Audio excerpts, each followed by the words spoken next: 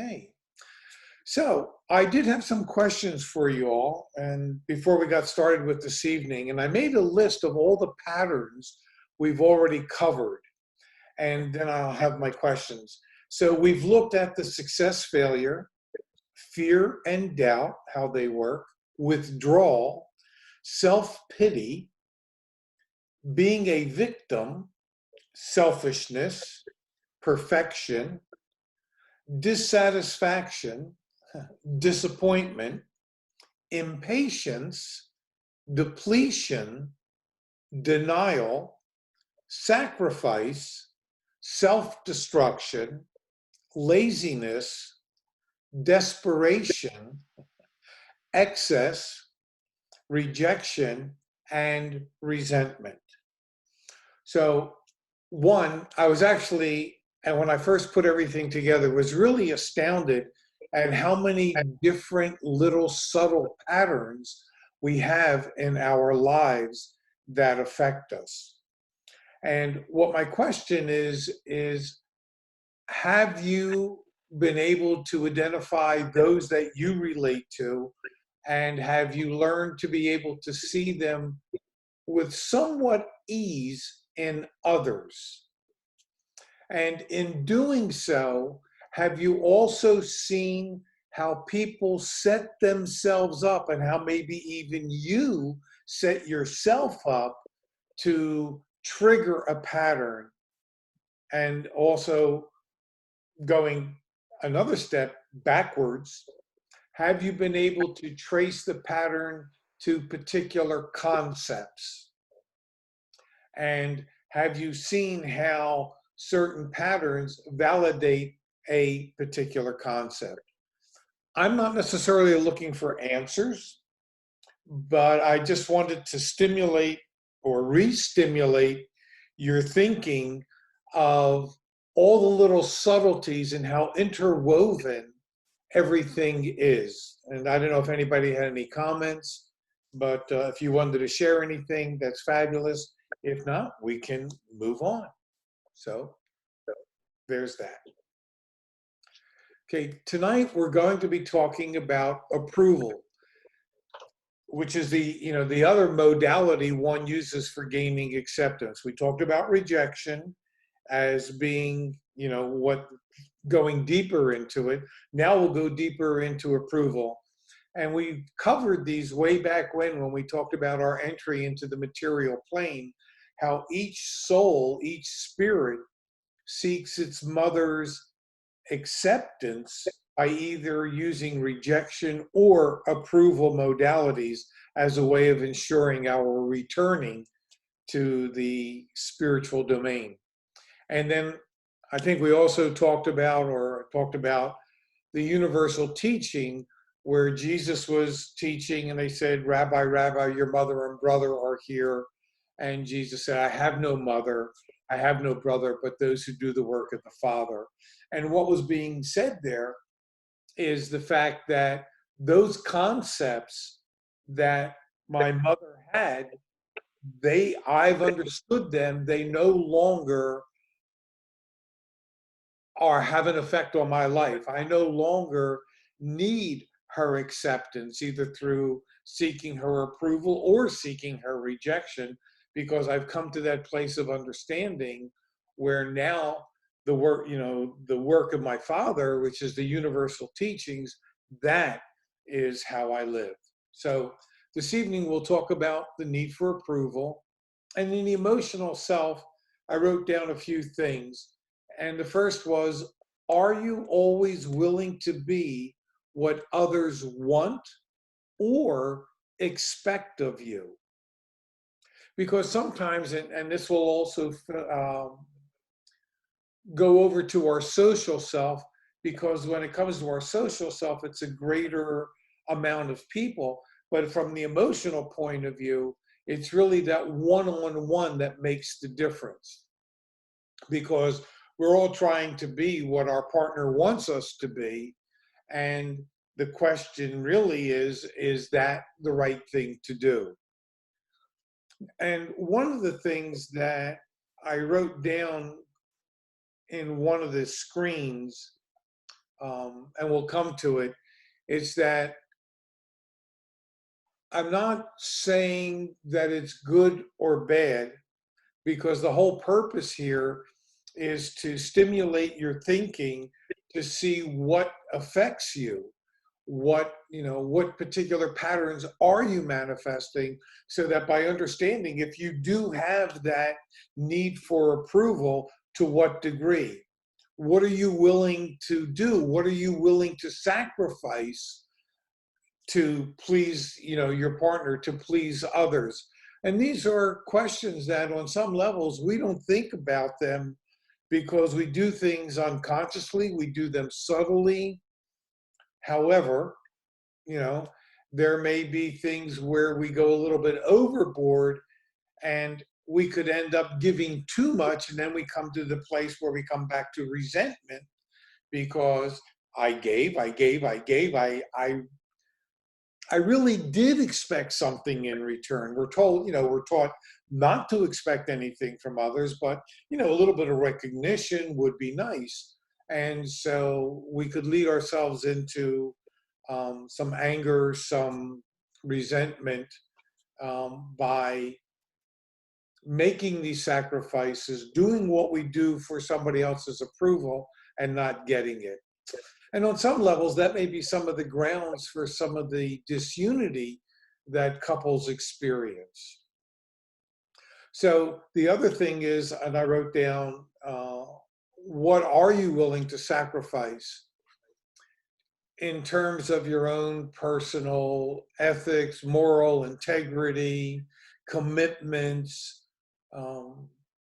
These are really worthy questions, I felt, especially because I'm reading a particular book where a lot of this is also coming to light for the characters in the book, about what they're willing to give up in order to achieve what they want. And a part of it that came to mind this afternoon when I went back to the material was, what have you already given up that you may harbor some feelings about? So that too is really worth questioning at a deeper emotional level. And then I went to, at one point I created a couple of different sheets that I go to. One is called Master Sayings, and another is Biblical References. And then I scanned through them to find what was appropriate for this evening. And here's what Lao Tzu had to say: if you look to others for fulfillment, you will never be truly fulfilled. And I thought that was appropriate for the emotional self. Next up becomes the physical self. And what I wrote down for this was, do you create a look that is acceptable to your peers and others? And what struck me, and why I wrote that down, coming from the 60s myself, there was a particular look amongst the hippies. We had that look. There was a particular look amongst the collegiate set. There was a particular look, as we have today, amongst the millennials, with the side walls, or white walls, as we called them in the military, where all the hair was cut off along the sides, but everything was left on top. To me, that's really very interesting because, one, I don't think it's attractive, but, what am I to say? But it's so militaristic, because we put on our hats, but we kept our, sidewalls clean, but you could grow your hair on top. And then you have your painted and pierced people. And I find that even that goes beyond the millennial grouping, because, you go on vacation, and if you're at some place like we went to an island and people are in bathing suits, you see people in their 40s, 50s, 60s with new, fresh tattoos. I haven't seen a lot of piercings, although there was a couple there that were really pierced out. But it seems that tattoos have taken more of a hold than the piercings. So again, a lot of this is being done because it's fashion and they want to be accepted and, approved of by their peers and the people their close friends. So the question came up, have you as an individual, um, your clothing style, what type of clothing style? And again, I can go back to the 60s. We can talk about the hippies and how they dressed, or the collegiates. Today, it seems to be a very casual look, the untucked shirt being an example. Jeans are everywhere. And actually, flying on planes anymore, as a kid or in my 20s and 30s, we seem to be a little bit more formal. Now people get on the plane, they're half naked. It's just really interesting. And I talked about the hairstyle and facial appearance. There's this whole thing now, again, with the millennials. This is the new, um, I guess they are now the majority, or I don't know. But at any rate, they have facial hair. It looks like it's 1 or 2 day growth. So, and again, this is a statement that people are making for their friends, for their peers, and for society at large to say, this is the group that I belong to. And again, it's for seeking that approval from others. And so the question comes down to you, for you, and that is, what are you doing on a physical level? The last thing I wrote down there was physique. Are you working out to have a body that looks like, Adonis, six pack? Are you casual about your appearance? What? And it may very well be, and ideally it should be, that you are secure enough within yourself and understand yourself enough to know that you really don't need anybody else's approval or rejection. Obviously, you don't want that, but you don't need anybody else's approval to be who you really want to be, even to the point of, of displeasing your parents, because the goal here is for the individual to be able to manifest the spiritual self in everything that one does, and not the emotional self. Whereas the physical and the material selves are more reflections at this stage of the emotional self, and not so much of the spiritual self. At any rate, those are some of the things that I wrote down that I thought were worthy of self-examination.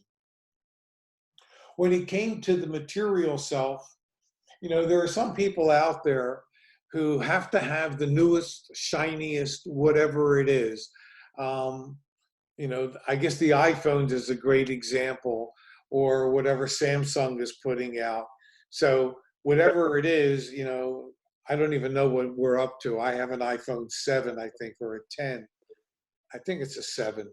And so we could be at iPhone 11 or 12, which is crazy, because if your phone works, why do you need to have the newest, greatest?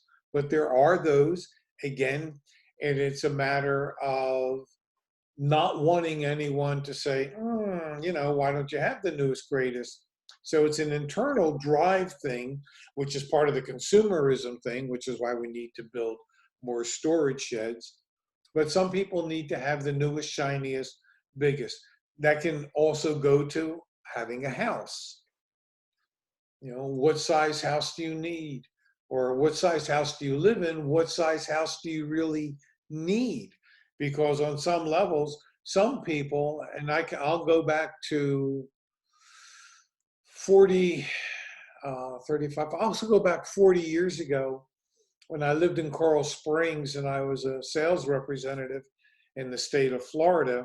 We lived in Coral Springs, and I remember one of the people there telling me that, at the other end of town where all the big homes were, you would see the Caddies and the Mercedes. I don't think Lexus at that point even existed, but it was really the Cadillacs, the Mercedes, the Lincolns. And they said, you'll see them outside their houses, but if you go in the houses, there's hardly any furniture whatsoever. So some people live a life of show for approval. So look at the house, the cars, Lincoln, now it's Lexus, Mercedes, Lamborghinis, Maseratis, Bentleys, what? So there's questions there.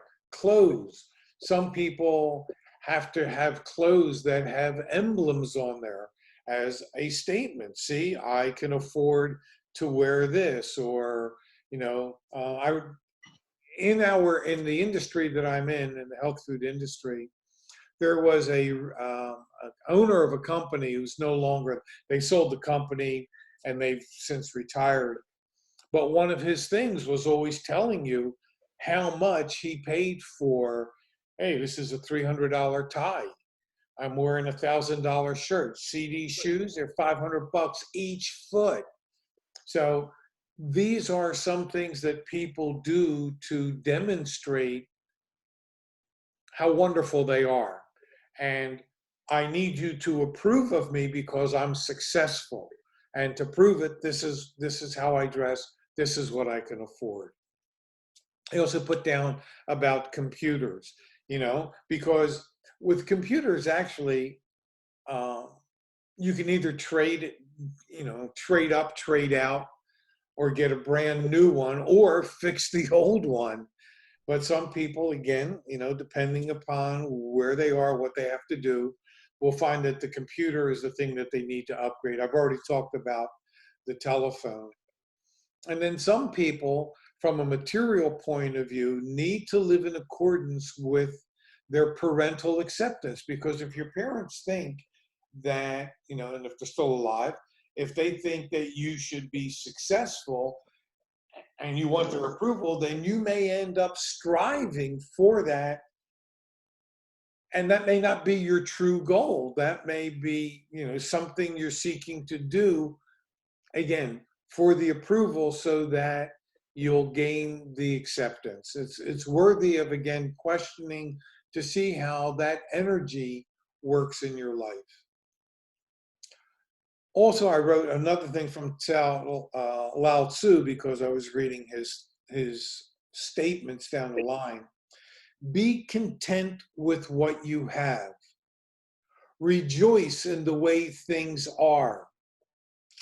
When you realize there is nothing lacking, the whole world belongs to you.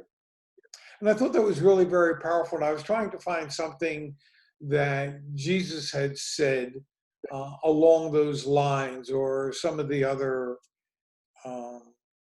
masters.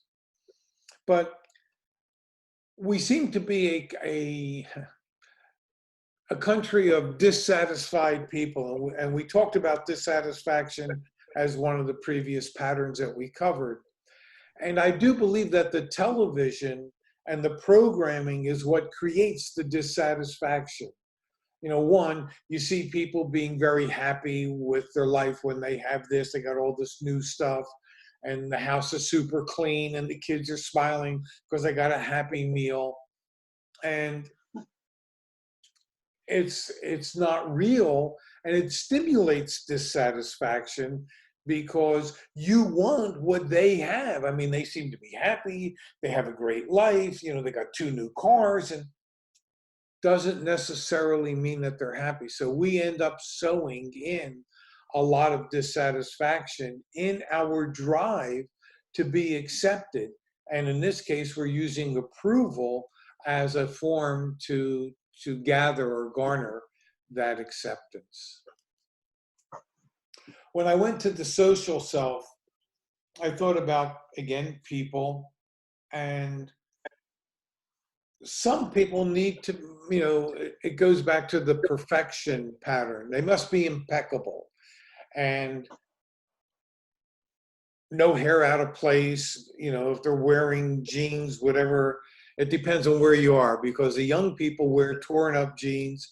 Here in Texas, us older guys, we like to have our jeans starched and, a nice crease. And it may be because it's an old military thing. I don't know, but I know how I am.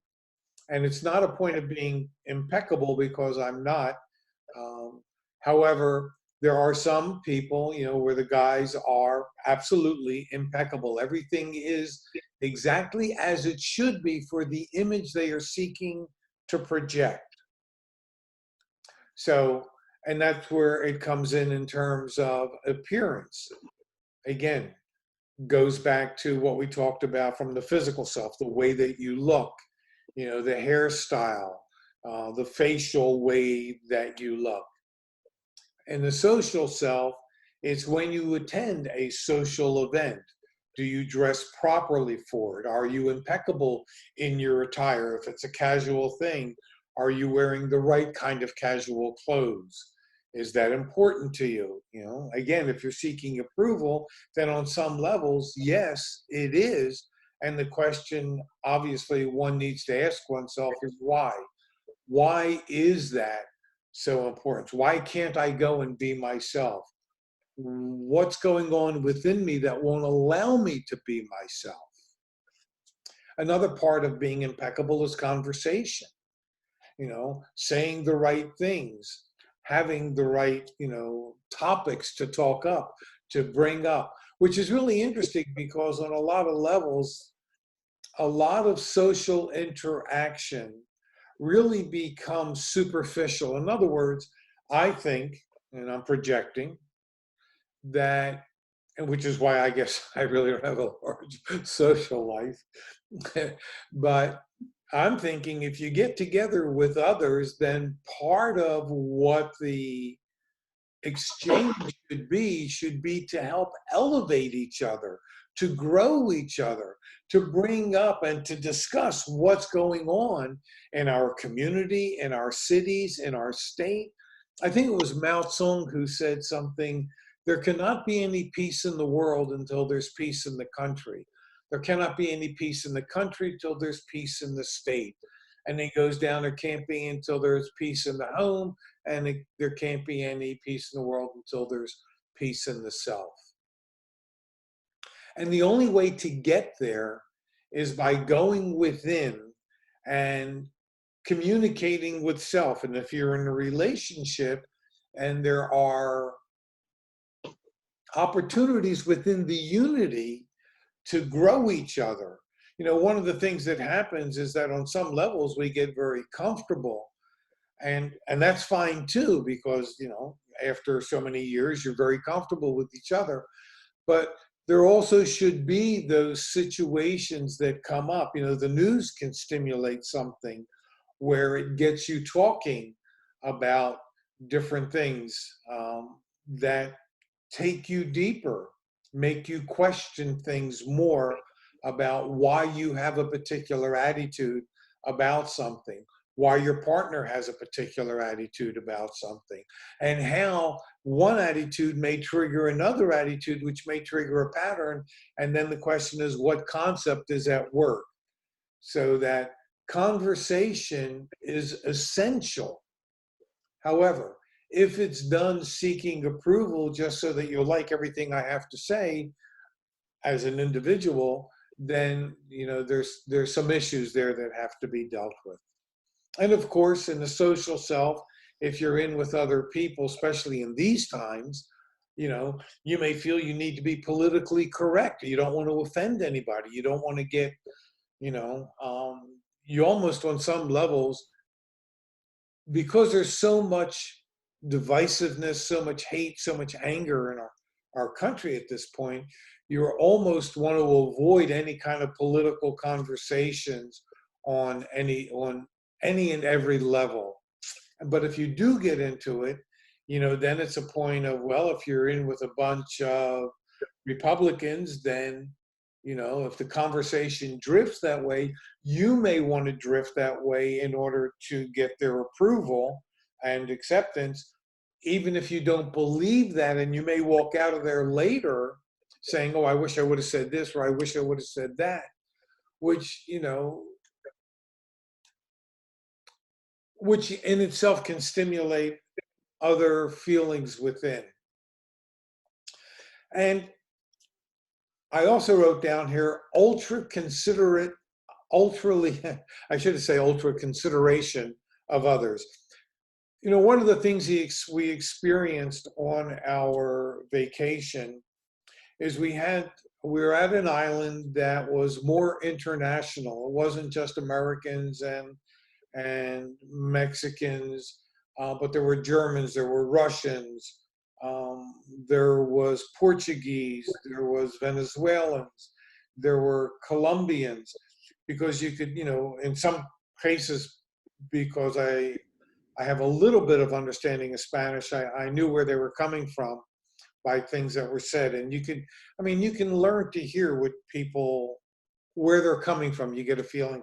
Anyway, long story short, what we ended up experiencing was that there are fundamentally two types of people: those who are considerate and those who are inconsiderate, those who are thoughtful, those who are thoughtless. And those, I mean, this was something we saw time and time again. Hardly anybody ever said good morning to you, or even I walk with a cane, and it was more often than not I had to get out of somebody else's way, as opposed to them stepping aside and making way, you know, giving me that little bit of aisle to walk on solid ground, where I didn't have to step off the pavement to let them go by. And I'm not sure what that was about, you know, in terms of, are people so focused in on themselves that they really don't see other people and don't see the need to be considerate of other folks? I did come across something years ago, and I don't remember what medication it was, but it eliminated empathy from the people who took that particular drug, and I don't remember what it was. Anyway, that was something that came up. Need for approval. Accept negative comments or jokes from others about yourself. You know, I think I've given you examples, and I told you about the two guys who worked for me who constantly attacked each other, making jokes. And you may also have, you know, somebody that you work for with who may make comments, jokes about, you know, something you're wearing, the way your hair looks, the way you answered somebody something. And because there's that need for approval, you just accept it without responding, without correcting, with just, yeah, you know, laughing it off, so to speak. But you need to understand from a different point of view that when things like that occur, they do reach your subconscious mind. They do trigger, and there's something else that just occurred to me, but they will trigger a pattern of behavior. Now, what's interesting about that from a different point of view is that when that does occur, instead of getting angry or upset at the other person for saying that, because now you have eyes to see, ears to hear, you are becoming more sensitive, more aware of what's being said to you and what's being directed to you. But no, at a different level, you are drawing that out of them. You're wanting them, another way of saying this, you're wanting them to say those things to you. Now, I know on some levels you say, oh, that doesn't make a damn bit of sense. Why would I want somebody attacking me? Well, because you may be going through an element of doubt or uncertainty about something.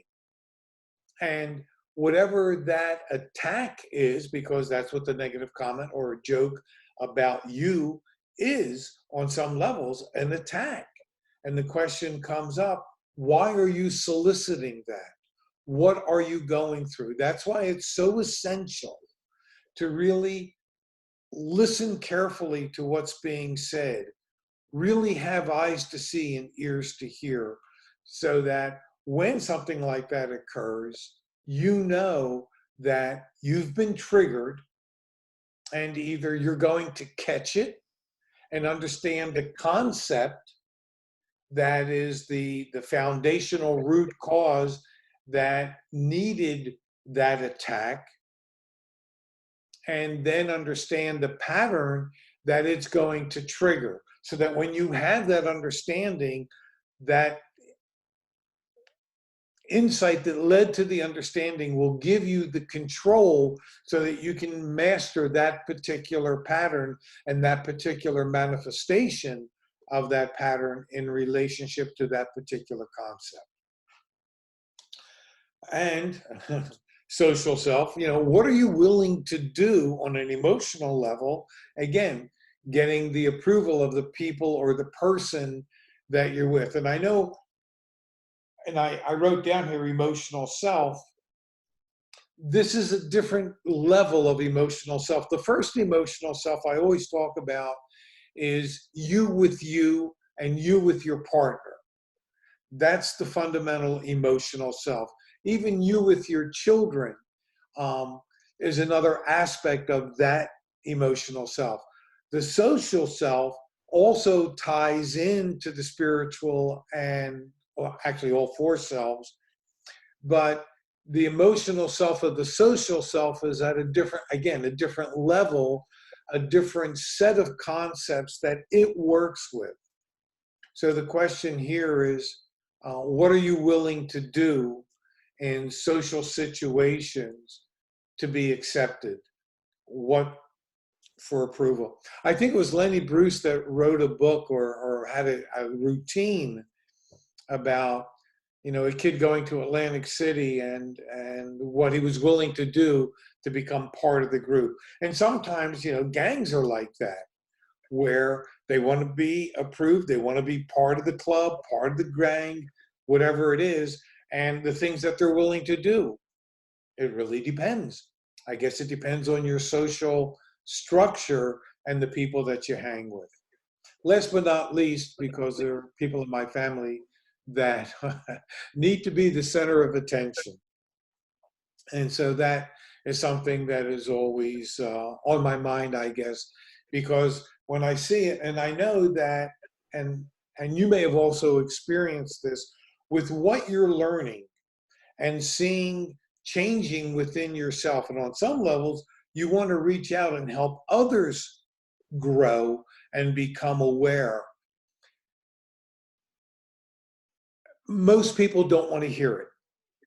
And you'll find that as you continue to grow, and you may have already experienced this, you find it harder and harder to be with some family members, some friends, and or you can easily still be there, yet you're detached, a little bit more sad for them, because you see what they're going through, you see how they are, you see their need for approval or their need for rejection, you can see the success failure pattern, you can see the dissatisfaction, and there's nothing on some levels that you can say without it becoming a major issue for you.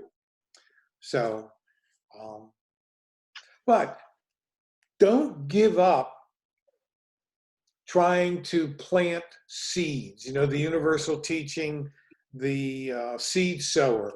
And I think I went through that a couple of days ago, a couple of sessions ago. But be a seed sower where you can. Throw out a little remark here and there.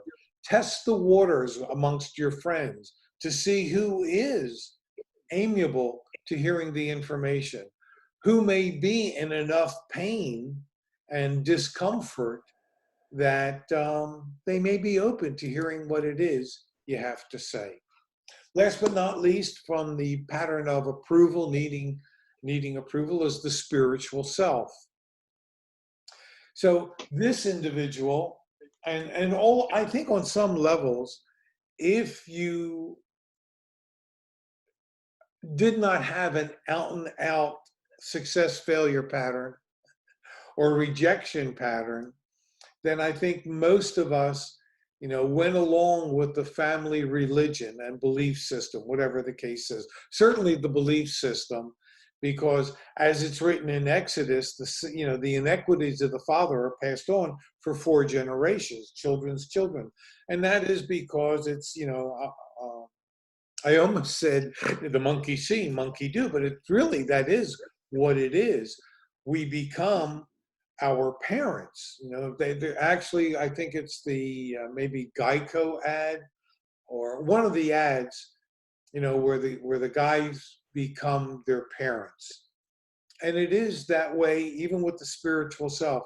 We may follow the same religion that the family does, believe the same things about God or Jesus or Shiva or Buddha, or the other side of the coin is those who have rejection, and we talked about this, may go in the opposite direction and reject religion altogether, or find a different religion that fits more comfortably for them, whatever that case may be.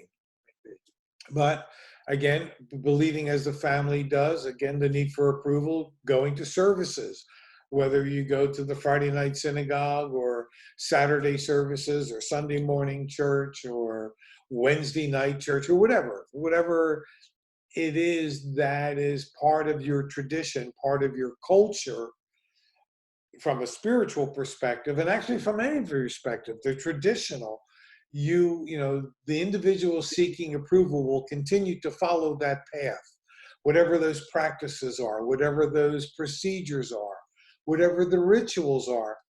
And even there, and I may have used this as an example before, I know somebody who went through Catholicism, university, high school, university, the whole 9 yards, and now has a completely different belief system, yet the indoctrination to practice rituals has followed as part of the belief system. And now they practice rituals in their new, I guess it's their new way of believing and honoring and respecting God. And I think I brought up last week or in last session where Jesus says to do everything in secret. God knows what you're doing. God knows everything. It knows everything because it's within you and without you. So there's all that great connection. So, you don't have to be showing everybody what it is that you're doing because it's unnecessary. It's seeking man's approval and acceptance more than God's. This pattern of behavior, and I didn't check the time, but this is a very difficult pattern of behavior. In fact, I'm going to get my watch. It's all about guilt. Okay, good. I just saw the time because I don't want to. Okay, so the emotional self. Guilt is really one of those terrible ones. It goes along with anger, frustration, and resentment in terms of creating cancer, because like guilt, guilt and those other 3 emotions literally eat you up alive, just like cancer does. And one of the ways you can get around it, one, and I think we've talked about this way back, but I think I need to reiterate, blank sheet of paper, go back to that exercise. Actually, you should do it for every exercise, for every self, like we just did with the need for approval. Writing down in each one of your selves where you seek that approval. In this case, I'll say, what are the things that you feel guilty about? Here's what the things I wrote down that we'll talk about. Commit sins to stimulate guilt, because everything we do, we set ourselves up in order to fulfill an expectation. So sin is one of them. Forget celebratory events. Say hurtful things to people. Act in thoughtless ways. And then realize that, oh man, I was really inconsiderate. I should have done this or that. And that's where I came into 2 types of people. And again, coming back from where I was, And I wrote down thought, thoughtless, considerate, inconsiderate, caring, uncaring. And the last thing I had was, what do you do to set yourself up to experience guilt? So let's start with commit sins to stimulate guilt. Because as I understand in Christianity, that being born is the sin, which kind of drives home the point that you need to be saved because you're a sinner and Jesus already died for your sins, but still, you need to be saved. So that got me thinking about the concept of sin. What is a sin?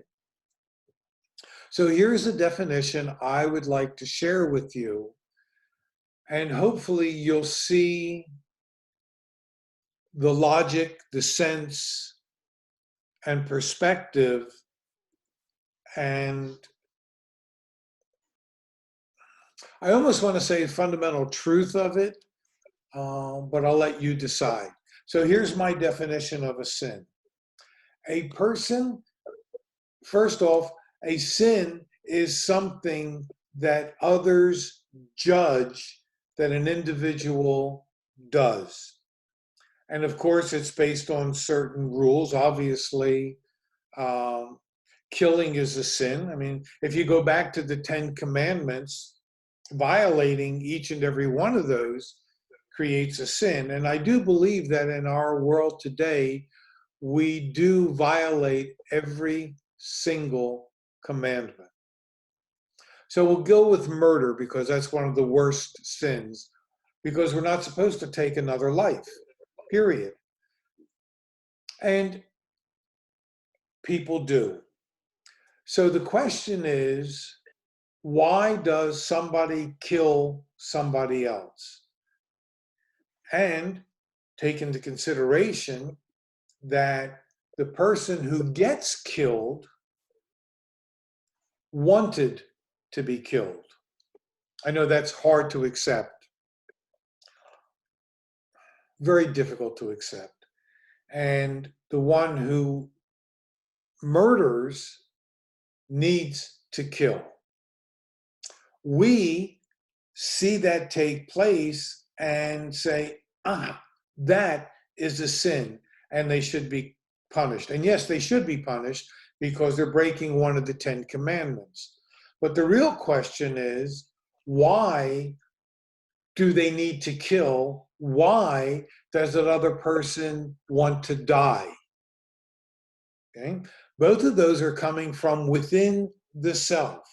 Now, the person who does the killing, if they understood what that drive was, what that concept was, what that energy was coming out of, whether it was anger, resentment, what, disappointment, what was the cause? Now, if they understood the concept that was the stimulant at a subconscious level, then would they have committed the sin? My thinking is no, because they would have understood what the drive was, and then through understanding, be able to exercise emotional control. So from their perspective, committing a sin, and here is my definition, committing a sin is something someone does to satisfy a need within that others judge as sinful. Okay?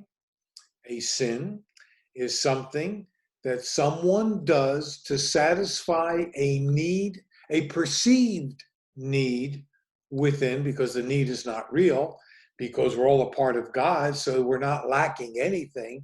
But obviously, some people think that they are lacking things, and so they do things to fulfill that emptiness, that perceived need, that when it does become manifest, others consider it to be an act of sin.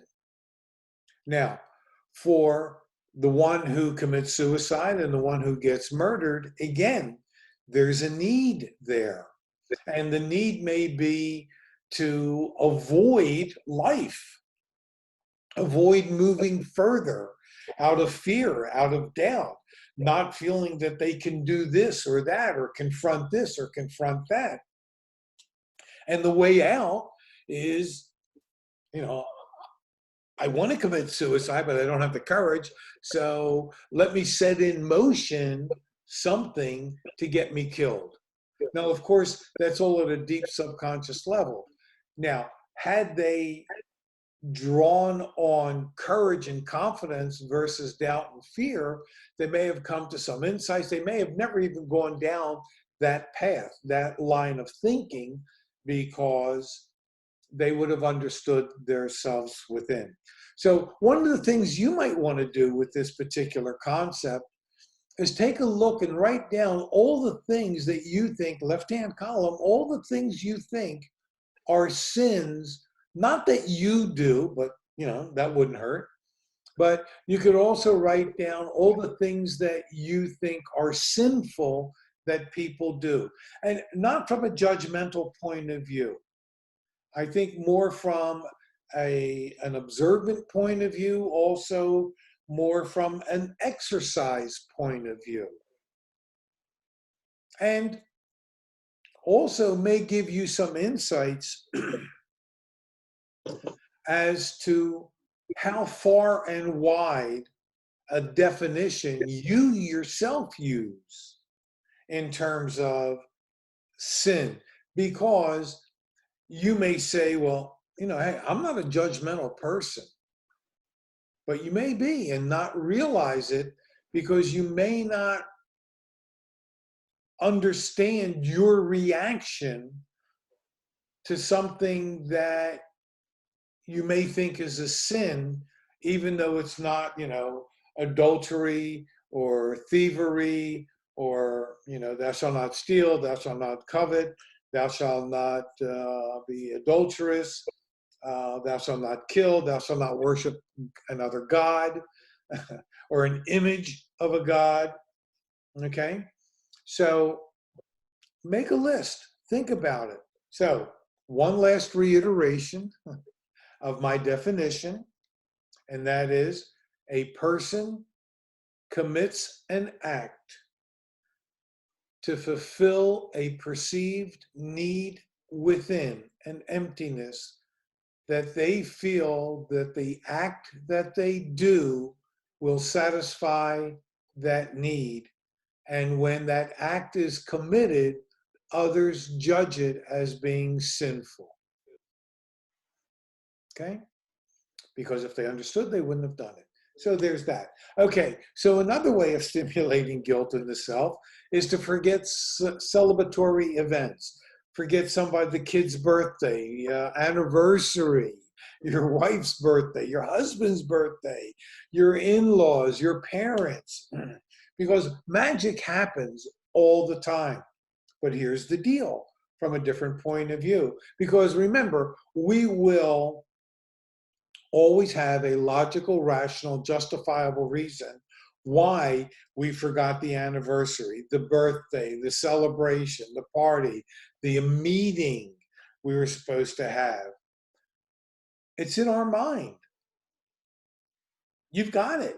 So if you missed it, why? Why did you need to feel guilty?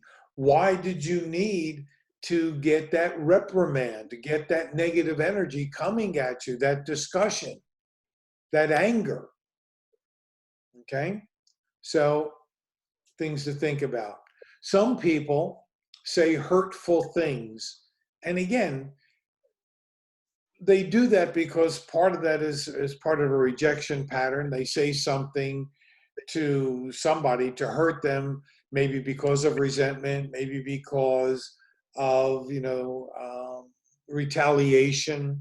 I don't know if I did that as a pattern or not, but at any rate, they may say something and then have an awareness by seeing the person's reaction that, oh my God, that really hurt them.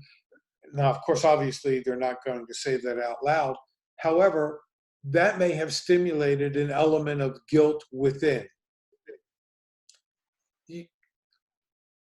When we have patterns of behavior, and when we are so distracted, and we are distracted, and there's two types of distraction, and I don't remember.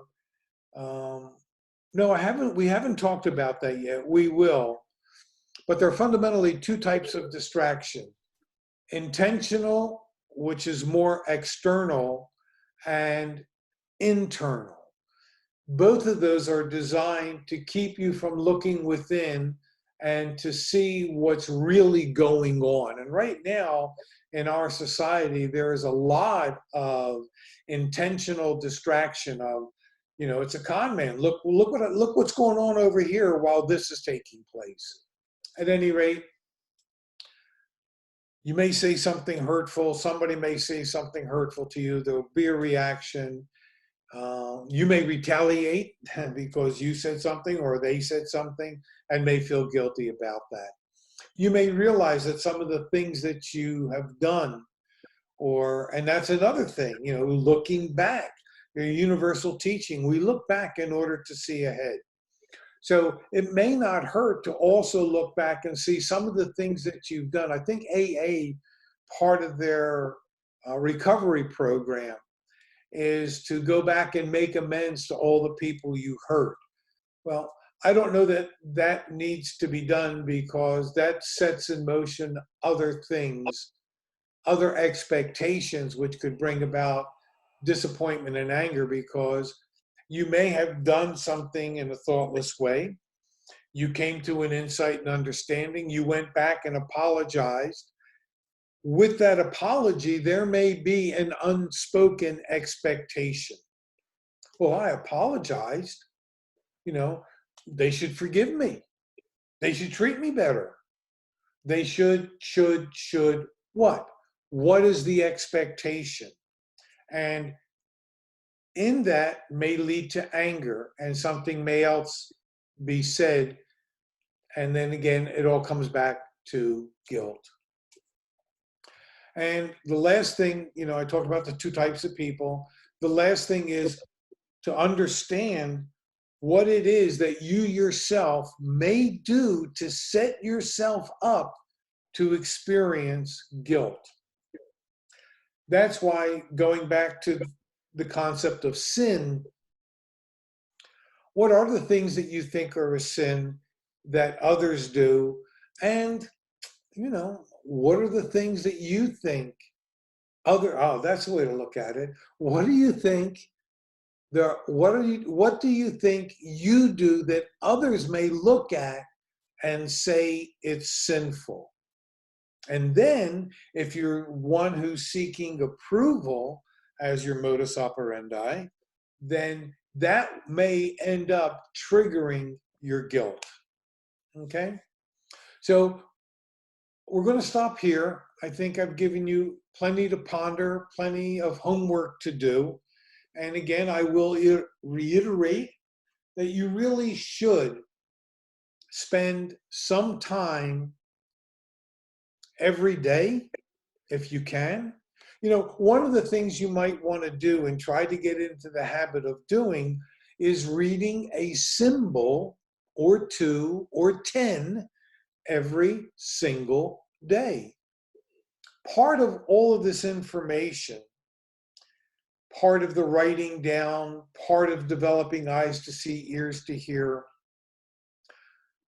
are exercises. And like any exercise, the more you build that muscle, the stronger it becomes. The more you train yourself to look for patterns, to look for symbols, to listen to what people say, not only to you, but to amongst themselves, to each other, so that you become more attuned to the energy that surrounds you.